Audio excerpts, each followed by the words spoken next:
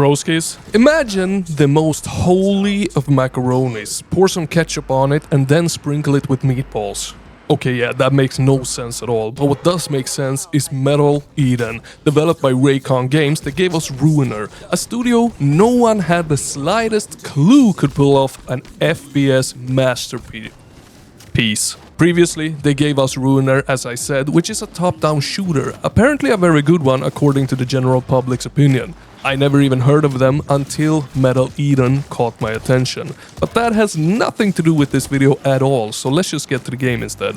And before that, as always, my name is Papa Slim, and I'm here to make you feel all warm and fuzzy inside. I'm also here to dig out the best first-person shooters out of the best first-person shooters, so you don't have to do the digging, only the enjoying.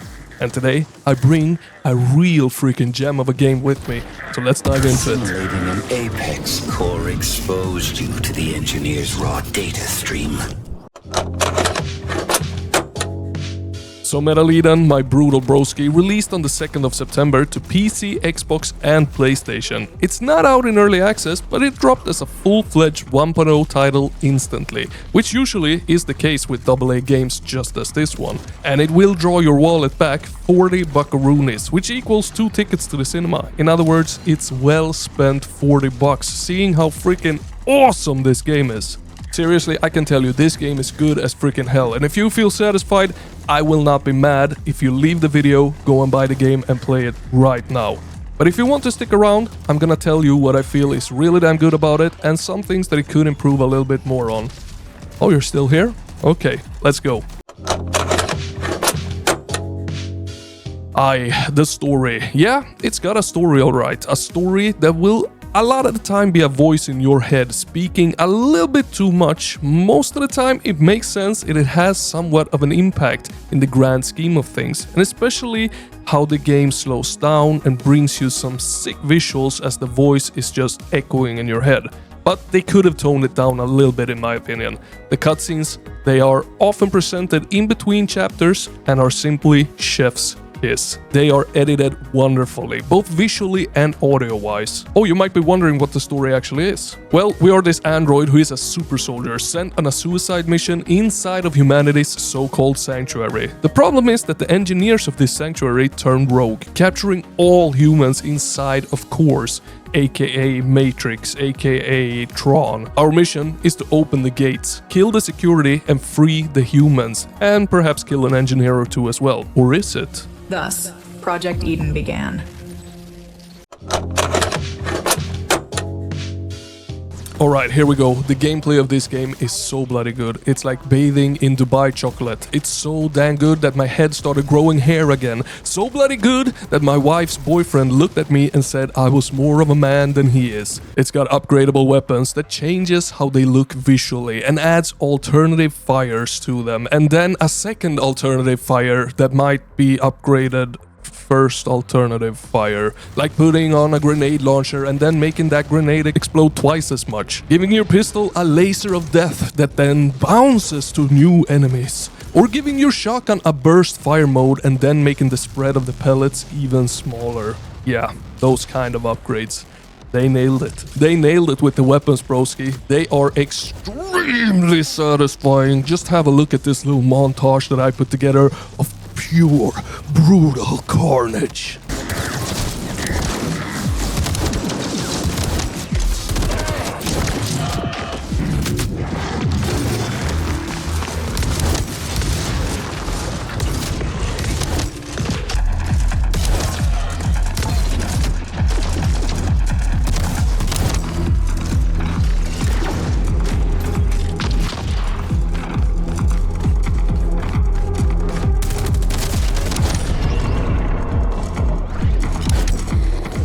Targets down. Then there is character progression as well. Unlock talent points by finding hackable bots that upgrades you, giving you better movement, adding a slow-mo ability, or why not turn your core throwing abilities into a freaking rocket launcher. Yeah, they nailed it with the abilities as well. You go from strong to very freaking strong as you progress in this game. And I mentioned a throwable core, yeah? Yeah, that's one of the main mechanics. You rip out the center core from your enemies, killing them in the process, and with their core you either consume it for a powerful fist attack or throw it like a grenade. And when you kill something in one of those two ways, you're often rewarded with some armor, health, maybe some ammo, and if you upgrade the thing, well, you can throw it like firing a rocket launcher. Now the enemies, they mostly consist of flesh merged with metal kind of enemies. We got our regular cannon fodder that are melee only, then the ranged cannon fodder that takes a few more shots. Then we have enemies using a shield where either you use the core power fist to break it, the plasma gun, or just brute motherflipping force your way through their armor, which when the armor is gone you can rip their cores out. Then we have flying drones that are, to my surprise, insanely satisfying to shoot down with the pistol.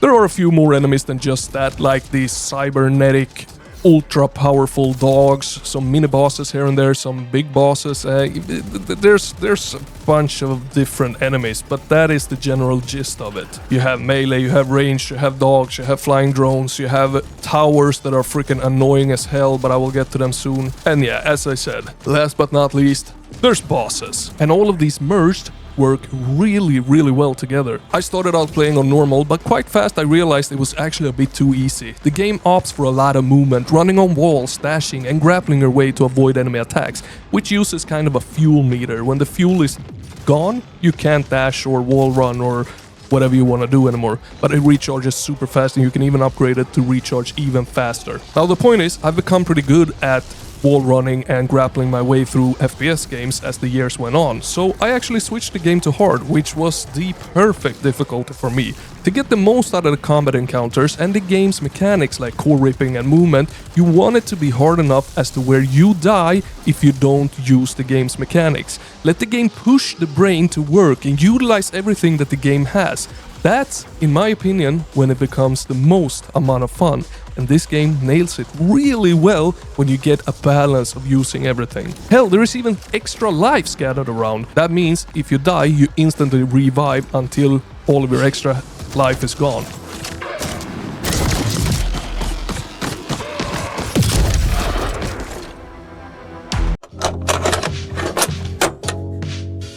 The level design, it's amazing. It's for the most time very linear, impossible to get lost in this game, but with tons of platforming puzzles and a scenery that makes the jaw drop. It's a wild experience, but that's outside of the arenas. But before I get to the arenas that we fight in, I want to mention that the game has a really good balance of toning it down, listening to the voice in your head, doing some platforming puzzle, and then BAM! Back to action again. The balance is super in this game. Now for each battle in the game, they take place in different arenas, either small or big. In these arenas, there's always an armor pickup hiding, some ammo, health, and a cooldown reset to rip out cores. Sometimes, if you're lucky, there's even quad damage. I mean overload, which is technically quad damage. And that quad damage makes it so that you don't have to reload any gun, you can just fire, and it kills really fast. It's fun as hell. Now you will also see grappling hook points, wall running walls, and different floors, like floor 1, floor 2, floor 3. And so far, it's been in each and every arena, but very differently laid out, both visually and geometry-wise. Hell, some parts even has you transforming into a motherflipping ball. And I was very skeptical about this part at first, but it feels really good playing with the ball. It has some weight to it. It's smooth and it just feels nice. What, Slim? And presentation-wise, I mean, you've seen the footage, you saw the montage. The music has been developed in-house by Raycon, and it's really bloody good. It's very cyberpunky slash synth wavy. The weapons sound awesome. The killing sound of the enemies is super satisfying. It has a special squoing sound to it, as well as the bloody gore. You can hear it just. It's really nice, really nice. And like the shotgun sound itself is really good. The pistol sounds amazing. It has a lot of small like camera shakes and shit when you fire, which adds to the feeling of the guns being heavy and having a big impact. It's really well done. And overall the game just looks fantastic. It's one of the best games that uses Unreal Engine 5. It runs super well, have no performance issues, and it looks great and it sounds great.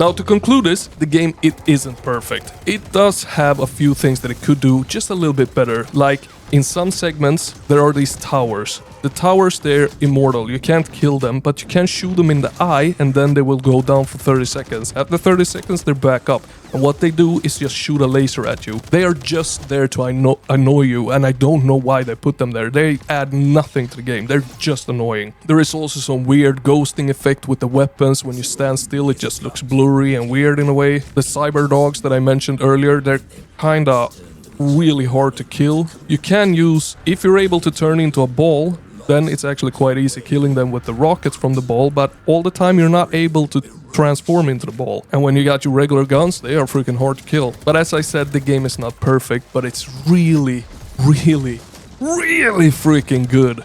Trust me, it's such a good game, guys. It's such a good game.